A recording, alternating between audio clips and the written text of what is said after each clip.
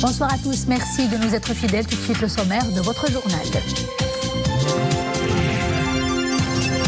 La campagne de vaccination nationale se poursuit jusqu'à ce soir 18h. Le nombre des personnes vaccinées atteint 257 291, principalement des frontliners. Parmi ces personnes en première ligne dans le combat contre le Covid-19, le corps enseignant et le corps médical. Nous suivrons des reportages dans une commune territoriale de Tamrek, à Ouarzazate et dans la région de Casablanca-Stade.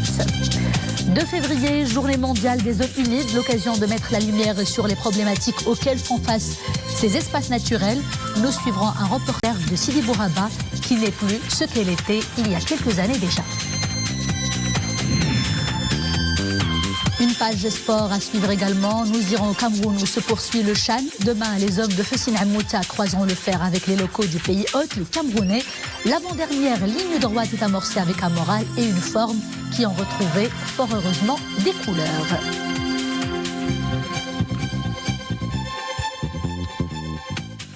Bonsoir. Avant de développer ces titres, sachez que sur haute instruction de Sa Majesté le roi Mohamed VI, chef suprême et chef d'état-major général des forces armées royales, une commission militaire a assisté hier à la cérémonie funèbre de feu le caporal-chef Rachid Lemzatar du contingent des phares déployé dans le cadre de la mission multidimensionnelle de stabilisation des Nations Unies en Centrafrique, tombé en martyr le 18 janvier dernier suite à une attaque armée par des éléments du groupe rebelle armé à Bangui dans le sud de la République centrafricaine. La dépouille du défunt martyr était arrivée hier plus tôt dans la journée à l'aéroport international Mohamed V de Casablanca en provenance de la République centrafricaine avant d'être transporté par un avion militaire Hercule C-130 vers la ville de Bouarfa et ensuite par hélicoptère vers le centre de Tel Sint. À Tel Sint, des honneurs militaires funèbres ont été rendus au défunt martyr par des éléments du 3e bataillon de surveillance des frontières des phares avant que le corps du défunt ne soit inhumé au cimetière du centre de Tel Sint en présence des membres de sa famille, de ses proches et de nombreuses personnes venues rendre un dernier hommage au défunt martyr feu le caporal-chef Rachid Lemzatar. Ouvrons à présent le dossier consacré au Covid-19 avec la campagne de vaccination qui se poursuit dans les 4 coins du royaume. Et bien désormais, chaque jour, nous vous donnerons le cumul du nombre des personnes vaccinées jusqu'à 18h. Ce soir, ce nombre est de 257 291 personnes. Et l'opération de vaccination se poursuit dans les 4 coins du royaume. Les premiers bénéficiaires sont notamment les personnes en première ligne dans ce combat contre l'épidémie. Le corps enseignant en fait partie en milieu citadin et en milieu rural. Ils adhèrent à cette campagne nationale amorcée sous le signe de l'espoir. Exemple tout de suite dans une commune territoriale relevant de la province de Ouarzazate avec Mounia Marouche, Mohamed Mounaji et Nordin Saber. Le centre social réservé aux femmes dans la commune Tamkrit, province de Ouarzazate, fait désormais office d'une station de vaccination. Ce matin, ce sont les membres du corps pédagogique et administratif de l'enseignement qui l'investissent. À tour de rôle, ils reçoivent leur première dose de vaccin contre le Covid-19. Khadjou, enseignante au collège Qadéiat, en fait partie. Une fois le directeur m'a informé du démarrage de l'opération du vaccin au profit du corps enseignant, je me suis précipitée sur le champ vers ce centre. Tout s'est bien déroulé, j'ai reçu ma première dose sans douleur. J'espère que les enseignants seront nombreux à adhérer à cette campagne. Plus d'une centaine de personnes de la famille de l'éducation sont ciblées chaque jour par la campagne de vaccination dans la province de Ouarzazate. Un grand défi humain et logistique. Les doses du vaccin sont acheminées quotidiennement de la pharmacie provinciale vers les différents centres de vaccination. L'opération respecte toutes les consignes sanitaires, notamment celles de la chaîne de froid. Aujourd'hui, plus de 65 membres du corps enseignant âgés de plus de 45 ans ont été vaccinés au niveau du centre niveau 2 de Timdline. Un total de 41 centres de vaccination ont été mis en place au niveau de la province de Ouarzazate. 5 se trouvent dans le milieu urbain. et 36 dans le monde rural. Le corps médical continue également à recevoir les toutes premières doses du vaccin. Et durant ces derniers mois, vous le savez, les blouses blanches, toutes spécialités confondues, ont fait montre d'un engagement infaillible et d'un dévouement exemplaire en étant en première ligne dans la bataille anti-Covid-19. Le combat se poursuit d'ailleurs, mais avec une bonne dose d'espoir grâce au vaccin. Coup de projecteur tout de suite sur le secteur libéral avec Nissa El Hamdaoui. Parce qu'ils sont sur le front de la lutte contre l'épidémie et que ce combat est de longue haleine, ils n'ont pas hésité à se faire vacciner. Eux sont les médecins libéraux, chirurgiens dentistes et pharmaciens de la région Casablanca-Stade. La vaccination est pour eux un devoir de professionnels de la santé, un devoir aussi d'exemplarité. La faculté de médecine et de pharmacie de l'université Hassan II a adhéré de manière spontanée en accueillant dans ses locaux cette opération, animée par la responsabilité sociale et sociétale et répondant à un devoir de citoyenneté. Nous avons remarqué une grande affluence de la part des médecins, chirurgiens dentistes et pharmaciens. L'organisation de cette opération est à la hauteur de l'enjeu de cette campagne. Jusqu'à présent, nous avons franchi la barre des 50% de médecins libéraux vaccinés au niveau de la région.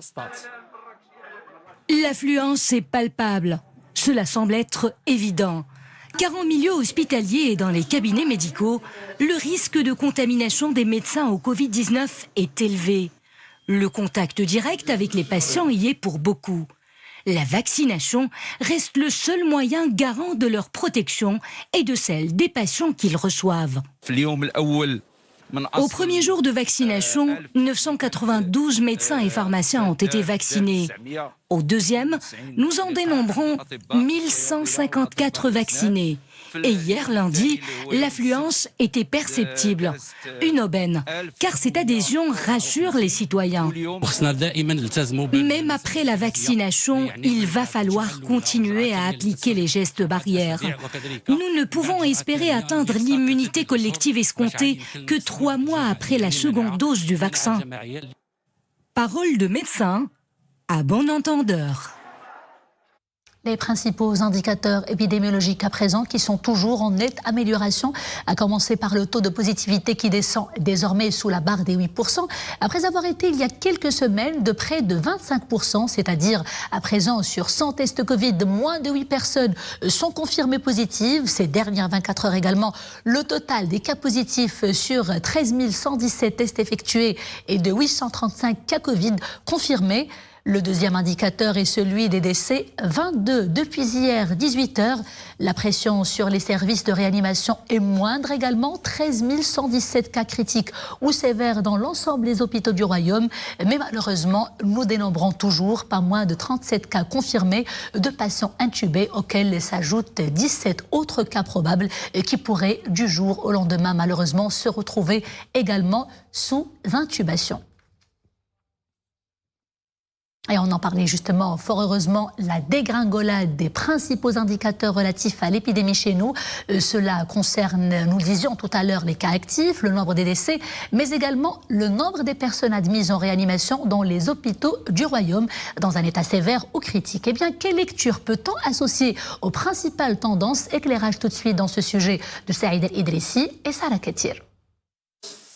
La situation épidémiologique est rassurante. Au Maroc, on enregistre une nette amélioration de l'ensemble des indicateurs, y compris le nombre des cas quotidiens, le nombre des cas critiques et le nombre des décès. Lorsqu'on analyse la courbe des cas quotidiens, on voit que clairement on a dépassé le pic qu'on avait atteint vers la mi-novembre. Et là, on est vraiment en diminution significative des nombres de cas quotidiens, et ça c'est une très très bonne nouvelle. Bien évidemment, il va falloir continuer à respecter et à observer les gestes barrières. Ceci est dû certainement au respect par la population des mesures barrières.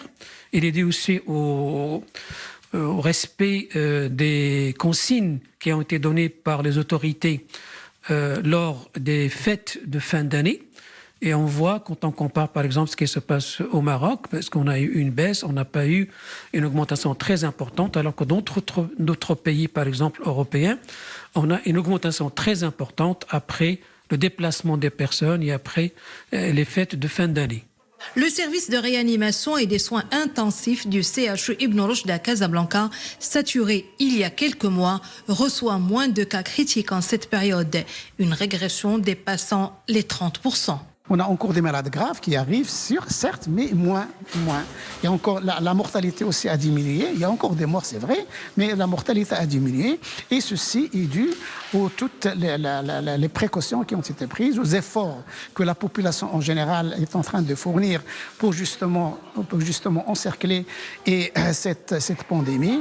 Et ceci va nous inciter à faire encore plus d'efforts, surtout en ce moment où la vaccination a démarré, qui est certainement un des éléments importants qui vont nous permettre de mettre fin à cette pandémie. Le nombre de cas des patients atteints du Covid-19, donc il a régressé au niveau du service de réanimation, alhamdoulilah, mais la maladie est toujours là. Donc il faut toujours respecter les mesures de prévention, les mesures d'hygiène, parce que les formes graves sont toujours là et on reçoit beaucoup de patients dans des états très critiques. Et au moindre signe de gravité, il faut consulter son médecin traitant. Les hospitalisations continuent leur lente dégression avec une baisse notable des cas sévères et des cas de décès. Résultat de l'engagement et de la prise de conscience des Marocains quant au danger de la Covid-19. Restons engagés et restons vigilants. Nous sommes le 2 février et c'est la journée mondiale des zones humides. Cette année, elle est célébrée dans un contexte bien particulier. Une bonne partie des zones humides marocaines est en souffrance, malheureusement. Elle aurait pu pourtant se restaurer grâce à la période du confinement, mais le stress hydrique se fait de plus en plus pesant. C'est un reportage à Sidi Bouraba de Reda Amma ou Hamza Sayeh sur un récit d'Oumaima Ramli. Il est 10 heures passées et la brume couvre toujours une bonne partie de cet écrin naturel. Nous sommes à quelques dizaines de kilomètres de la capitale, dans l'une des plus grandes zones humides du royaume, Sidi Bouraba. Un joyau naturel, mais il est au bord de l'asphyxie. Depuis des mois maintenant, le bassin du lac perd une grande partie de ses eaux continuellement. Et même sa faune et sa flore qui font sa richesse ne sont pas en reste. À lui seul, cet écosystème abrite des centaines d'espèces. Il y a 210 espèces végétales. Parmi ces espèces, il y a le genévrier rouge, l'olivier, l'oliastre. Il y a aussi 205 oiseaux migrateurs qui passent par ce lac. Sur une superficie de 650 hectares, Sidi Bouraba est aussi une escale pour de nombreuses espèces d'oiseaux migrateurs. Un carrefour vital entre l'Europe et l'Afrique. Mais ces derniers temps, il se vide de plus en plus. La sonnette d'alarme est tirée. L'urgence est de préserver cet héritage écologique classé sur la liste de la Convention Ramsar pour la prévention des zones humides. Malgré l'impact de la crise sanitaire, la relance des investissements est amorcée. L'exemple nous vient d'Agadir où le parc industriel se renforce avec le lancement d'une deuxième tranche. Après l'énorme succès enregistré par la toute première, ce parc est aménagé dans la commune de Draerga où vient de se dérouler d'ailleurs la cérémonie de réception des travaux de la deuxième tranche de ce projet. Un vrai succès, comme nous l'explique tout de suite le directeur général du Centre régional d'investissement d'Agadir. Écoutons-le. Nous avons constaté avec beaucoup de satisfaction, alhamdoulilah, que sur la première tranche, la première partie du parc industriel intégré, 100% de l'eau ont été affectés à des investisseurs désireux de créer de la valeur ajoutée au niveau de la région Souss-Messa, avec aussi un indicateur éloquent à côté, qui est le nombre de projets ou d'investisseurs qui ont déjà entamé les démarches pour déposer leur autorisation de construire, dépassant les 80% du total de projets industriels affectés au niveau de cette partie du programme ou du projet industriel intégré. Et direction le Cameroun où se poursuit le CHAN après leur dernière formidable performance et qui leur a permis de passer en demi-finale. C'est avec un moral au beau fixe qui se prépare à ce grand match, le match de demain. La rencontre aura lieu effectivement demain mercredi et ce sera face aux Camerounais. Mohamed Aïtchgar nous plonge tout de suite dans les coulisses des préparatifs des hommes de Houssine Ammouta. Regardons tout de suite. Ce sera un match certes tactique, mais surtout physique, avec en plus la forte pression psychologique qui s'exerce sur les joueurs. On va jouer beaucoup sur le mental des joueurs, donc ça va être difficile, mais moi je suis confiant que l'on va présenter un bon football qui va honorer le continent africain. Et cette question de morale pèse lourdement. Dans ce genre de match de haut niveau, les Camerounais ont certes le privilège du 13e joueur, comme on dit, ils jouent à domicile, mais les deux équipes se valent. Et le coach national des Lions de l'Atlas critique ouvertement la campagne menée dans certains médias africains, donnant largement favori la sélection camerounaise. Je crois que l'on doit se concentrer beaucoup plus sur la performance technico-tactique que sur les déclarations qui ne valent rien et qui ne sont pas à la hauteur même de la CAF. La sélection nationale a l'avantage d'être composée pour plus de la moitié de joueurs jeunes. Et au cours des rencontres du premier tour et des quarts de finale, la sélection nationale des locaux a clairement montré qu'elle montait en puissance. Donc, ce qui a changé à partir du 3e match et les quarts de finale, c'est surtout l'efficacité offensive. Même contre le Togo, on s'est créé beaucoup d'occasions de but. Par contre, on avait presque plus d'une dizaine d'occasions de but net donc à marquer au premier match Togo. Le deuxième match, par contre, parce que on a joué contre une équipe qui est venue pour chercher le nul. Demain, ça va être très très très difficile. Donc là, on respecte beaucoup l'équipe camerounaise qui a beaucoup de talent. Un match donc très difficile, mais qui reste à portée de main pour les Lions de l'Atlas, qui ont en ligne de mire de conserver le titre africain, décroché en 2018 à domicile. Bonne chance, bien évidemment, à nos joueurs. Il nous a quittés en octobre dernier à Paris après avoir souffert d'une forme sévère du Covid-19. Je vous parle du grand artiste plasticien marocain Feu Mohamed Mlihi. Un vibrant hommage lui a été rendu cet après-midi au musée Mohamed VI d'art moderne et contemporain de Rabat. Sa famille, ses amis, ses condisciples, ils étaient tous là. Leurs témoignages sont unanimes quant à l'instigateur de la modernité esthétique au Maroc, celui qui a marqué d'une façon indélébile le paysage artistique grâce à un style ouvert, aussi bien pour le figuratif que pour l'abstrait. Les moments forts tout de suite en compagnie de Adna El-Harras et Zakaria Boukenbillah. Une salle baptisée au nom de l'artiste Feu Mlihi, au musée Mohamed VI d'art moderne et contemporain. Un vibrant hommage à ce pionnier des arts plastiques. Son œuvre picturale accomplie a enrichi le paysage artistique national et international.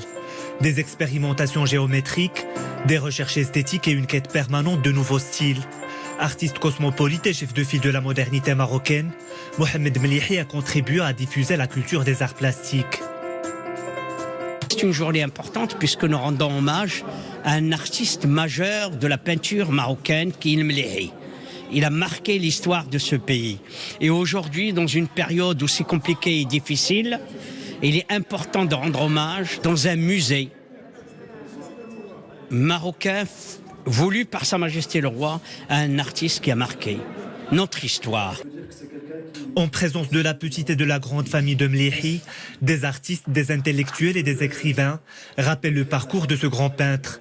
Ce précurseur peut se targuer d'une évolution artistique riche et fructueuse, parsemée de rencontres capitales et novatrices. C'était pas aisé, c'était pas normal, c'était pas facile d'être un artiste, un peintre. D'abord, il y a des témoignages, et puis après les témoignages, on a dans le parcours, nous avons aménagé un espace pour le Mlihi et pour ses peintures. Et donc, c'est ce qu'on a dans nos collections, qu'on a hérité de l'Académie du Royaume et qu'on a hérité du ministère de la Culture, qu'on a réuni pour en faire quelque chose de très beau. Né en 1936 à Assila, Mohamed Melihi passe par l'école des beaux-arts de Tétouan avant de poursuivre très jeune son parcours artistique en Europe. Il entre en contact avec les mouvements avant-gardistes espagnols et italiens. Aujourd'hui, la cote de ses œuvres monte en flèche, faisant de lui la figure de proue de l'art marocain contemporain. Et c'est l'univers pictural de Feu Melihi qui clôt ce journal. Merci d'avoir été des nôtres. Je vous dis à demain, toujours avec grand plaisir. D'ici là, portez-vous bien.